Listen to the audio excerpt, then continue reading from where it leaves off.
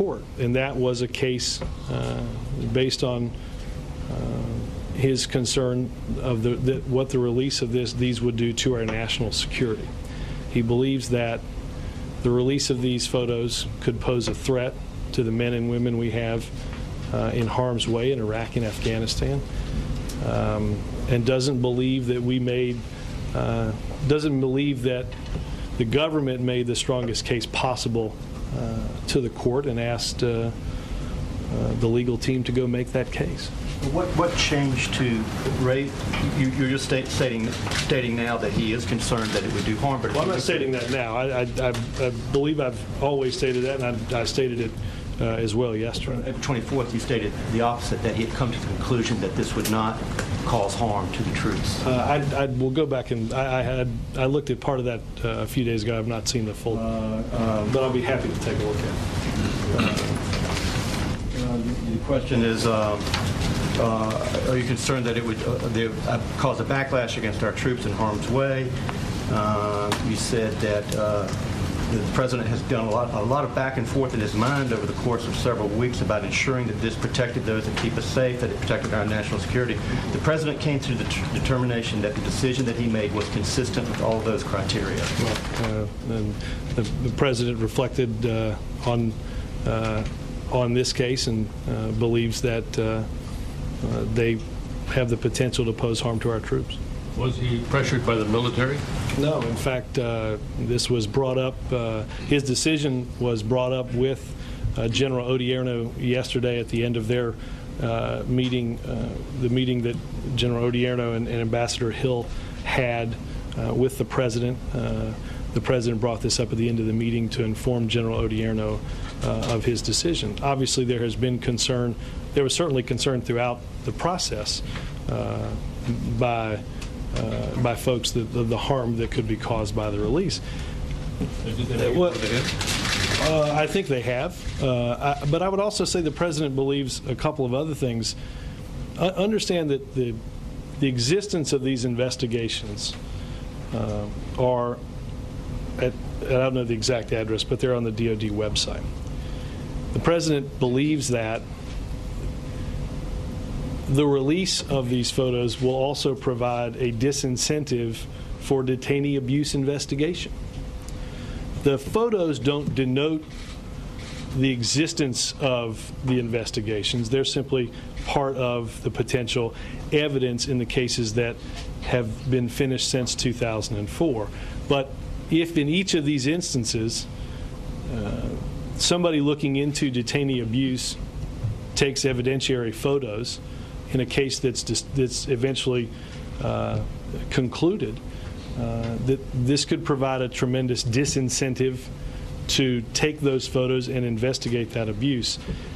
I would also add, lastly, try that once again. I don't follow. Where's the disincentive? The disincentive is in the notion that every time one of these photos is taken, that it's going to be released. That nothing is added by the release of the photo, right? The existence of the investigation is not increased because of the release of the photo. It's just to provide, in some ways, a sensationalistic portion of that investigation. These are all investigations that were undertaken by the Pentagon and have been concluded, but I think if every time somebody took a picture of detainee abuse, if any time any of those pictures were mandatorily going to be necessarily released, despite the fact that they were being investigated, I think that would provide a disincentive to take those pictures and investigate. How do you square this? You use the term sensationalistic, but how do you square that with your frequent comments about greater transparency? I mean, that seems completely at odds. No, Chuck, again, the existence of the detainee abuse cases is not denoted by the photos. They're evidence contained, or evidence as part of those investigations. The existence of the cases are on the website. They're on the DoD website.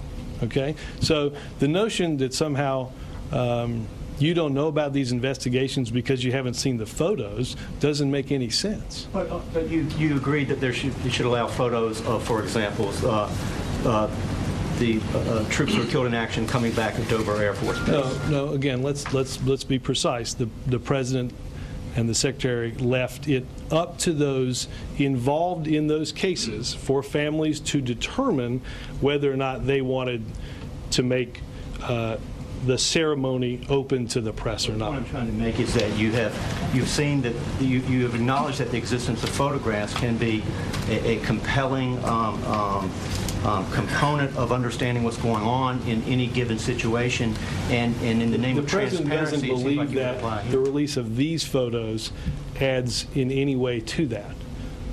It only adds to pose harm. Robert, yes. Can you go over the sequence of events that led to this thought process? Because on April 24th, when the Pentagon was explaining its decision to release the photos, it said that the spokesman said that there was a feeling that the case had pretty much run its course.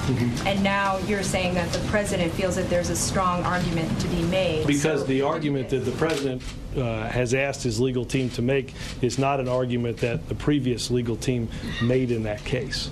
They argued a couple of different things, including a law enforcement exception, and the judge ruled that to seek a law enforcement exception, you have to disclose the name of the person that would be what harm would be derived for in seeking that exception.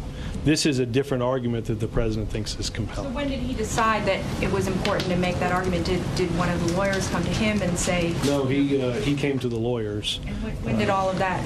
That was a meeting that was held last week in the Oval Office. Robert, if that was such a compelling case, why was that not weighed in April then? Because it seems like, was there a failure here at the White House in the first go-round in April to fully weigh the national security implications? The argument that the president seeks to make is one that hasn't been made before. I'm not going to get into blame for this or that, understanding that there was significant legal momentum in these cases prior to the president entering into office.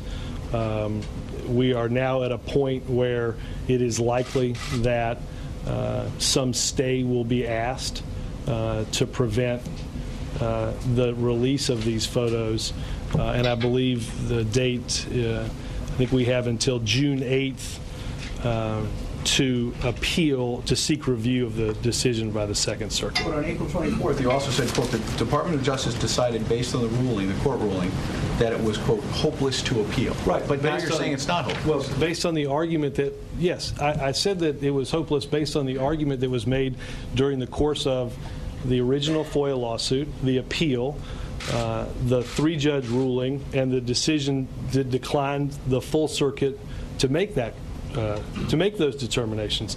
The president isn't, what I'm saying to you, Ed, is the president isn't going back to remake the argument that has been made. The president has asked his legal team to go back and make a new argument based on national security. This new argument, if you're saying basically that this could put troops in further harm's way in Iraq and Afghanistan, former Vice President Cheney, General Hayden, others have made the same argument about releasing the so-called torture memos. Do you have any regrets about putting those memos out? They've made the same argument about it. Well, I'll use the example I've used on this before, Ed. You didn't begin to report on enhanced interrogation techniques at the release of the OLC memos, did you? No. Okay. I'm sensing. Hold on.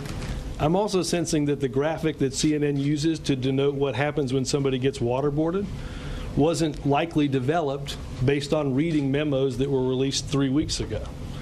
The existence of enhanced interrogation techniques were noted by the former administration in speeches that they gave. You read about the enhanced interrogation techniques in autobiographies written by members of that former administration.